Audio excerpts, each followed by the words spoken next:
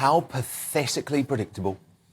After a former miner turned red wall Tory who understands the real issues facing Brits today and is about as far from the Westminster establishment as you can get, well, after he becomes Tory party chairman, the MSM and political class go into overdrive to deride him, to mock him and to belittle him. The treatment of Lee Anderson, who coincidentally is a regular on this show, these past few days has exposed the left's hatred of the working class. I look back fondly on the period of my life when I was unaware of Lee Anderson's existence. He's a bit like a sort of showerhead. He's like an out-of-control showerhead. And everyone's going to get wet.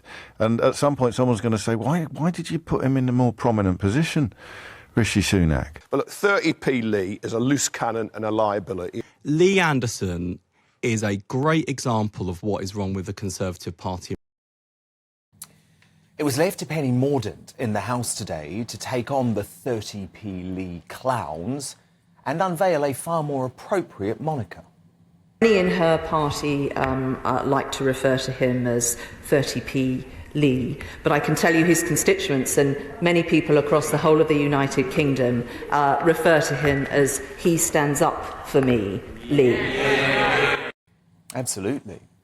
Now, today's confected outrage is around the fact Lee backed the death penalty in an interview with The Spectator. He said nobody has ever committed a crime after being executed. You know that, don't you? 100% success rate.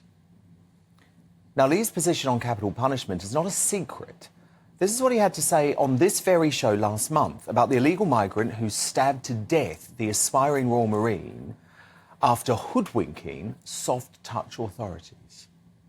He's a creature, he's not a man. He's a creature that's murdered abroad, he's come here, he's told lies, he's been put in foster care, it's cost the British taxpayer thousands and thousands of pounds, and now we're going to put him in prison for 20 odd years. It's going to cost the British taxpayer thousands and thousands of pounds again. That's not the answer, and I think the answer is, and I'll say this with a heavy heart, it's probably at the end of a rope. I believe in the death penalty for cases like this. So he's not hiding anything. But the hysteria today, of course, meant Rishi Sunak had to give in to the establishment and the MSM and rebuke what Lee was saying. You say to your colleagues who want to bring back the death penalty in this country? Well, that's not my view, that's not the government's view. Now, the media coverage on this issue today would make you think Lee is somehow on the fringes of society. But that's simply not true.